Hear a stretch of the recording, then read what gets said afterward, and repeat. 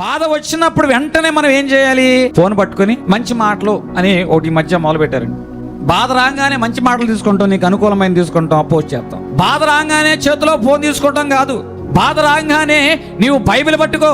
బాధ రాగానే నువ్వు ప్రార్థన చేయడం మొదలుపెట్టు. నిదానించు, ఆగు. దేవుని యొక్క చిత్తం ఏమిటో నువ్వు తెలుసుకోవాలి. ఈరోజు మనము బాధ వచ్చినప్పుడు ప్రజలతో కాదు, ప్రార్థనతో మనం దేవుని సమీపించుదుము గాక. ఒక యువకుడు ఆఫీస్ లో ఆ రోజు ఏదో ప్రాబ్లం వచ్చింది, మేనేజర్ గారు రాలా, కానీ అక్కడ ఉన్న ఇన్ఛార్జి ఏమీ మాట్లాడలా, కొలీగ్స్ ఎవరు సపోర్ట్ చేయలా. ఇంటికి వచ్చాడు, ఇంటికాడ వాతావరణం కూడా ఆయనకు అనుకూలంగా లేదు, ఈయన ఎవరు అర్థం చేసుకునేవారు లేరు. వెంటనే ఫోన్ తీసుకొని మంచి మాటలకి ఎతకడం మొదలు పెట్టాడు. మనుషులు అవసరాలు ఉన్నంత వరకే మన చుట్టూ తిరుగుతారు, అవసరాలు అయిపోయిన తర్వాత వదిలేస్తారు. మళ్ళీ మనుషులు తిన్నంతసేపు ఇస్తరాకంటారు, తిన్న తర్వాత ఇంగ్లాకంటారు అని పోస్ట్ పెట్టడం మొదలు పెట్టారు. పోస్ట్ పెట్టిన తర్వాత ఇతను బాధ తీరిందా? సమస్య పరిష్కారం వచ్చిందా? పరిష్కారం రాలేదు కదా. ఇంకా ఇతను అపార్థం చేసుకునే వారు ఎక్కువైపోయారు. కానీ వాస్తవంగా ఆ రోజు మేనేజర్ గారు ఇతన్ని ప్రమోషన్ కోసం ఫైల్ అనేది సిద్ధపరిచారు. ఫైల్ ప్రిపేర్ చేసిన తర్వాత అనుకోకుండా స్నేహితుడికి ఏదో యాక్సిడెంట్ అవటం వల్ల సమాచారాన్ని ఇతనికి తెలియపరచలేకపోయాడు. ఆ తొందరలో ఈ స్నేహితుడి దగ్గర కూర్చున్నాడు. కానీ ఈ పోస్టులన్నీ చూసిన తర్వాత అమ్మో ఇప్పుడు ప్రమోషన్ ఇచ్చినట్లయితే ఏమయ్యేదో పరిస్థితి అని అతను ఆ ప్రమోషన్ ఏం చేశాడు ఆపేసి. ఈ విషయం అతను తెలిసింది. కంగారు పడి నా మనసులోని భావాలు పోస్ట్ చేసి, కంగారు పడుకోకుండా ఉండే పని, తొందర పడుకోకుండా ఉండే పని. మన జీవితంలో తొందర ఏం చేస్తుందంటే మన ఆశీర్వాదాన్ని ఆలస్యం చేస్తుంది, చెడగొడుతుంది కూడా. మళ్ళా నేను చెప్తున్న మాట, బాధ వచ్చిన వెంటనే మనం పోస్ట్ చేస్తాం.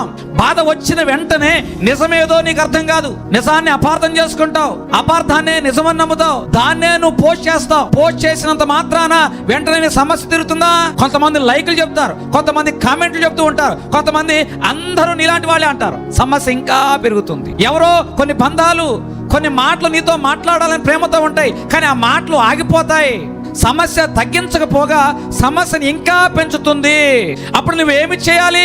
ఫోన్ పక్కన పెట్టు, దేవుని సన్నిధానంలోకి రా, ప్రార్థన చేయి, దేవుని చిత్తం ఏంటో తెలుసుకో. అందుకే బాధ వచ్చిన వెంటనే ఆగు, ప్రార్థించు, ఆలోచించు, దేవుని చిత్తం ఏమిటో నువ్వు తెలుసుకో. ఇప్పుడు బాధ వస్తే వెంటనే ఫోన్ తీసుకొని ఏమిటిది మంచి మాట, మంచి మాటలు వెతుకుతావా, లేకపోతే బైబిల్ తీసుకొని ప్రార్థన చేస్తావా? ఎప్పుడు నీ మనసులో భావాలను ఎదుటి వారికి తెలియజేయనివ్వకు. నువ్వు ఎంత బలహీనుడు జనులైన వారికి అర్థమైపోతుంది.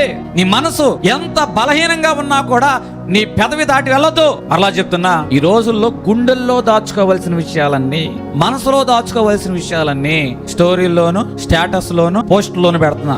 ఫోనుల్లో పెట్టాయి అన్ని తొందరపడి చేసేయా, ఆలోచన చేసేయా? తొందరపడి చేసిన వాటికి ఫలితం ఉంటుందా? సమస్య పరిష్కారం ఉంటుందా? సమస్య ఇంకా పెద్దదవుతుంది. సమస్య ఇంకా పెద్దదవుతుంది. నువ్వు ఎట్లాంటి వాడు, నీ స్వభావం ఏమిటో, నీ ఆలోచనలు ఏంటో వాళ్ళకి అర్థమవుతుంది. ఎప్పుడు కూడా మన అంతరంగము దేవుని తప్ప మనుషులు తెలియనికూడదు.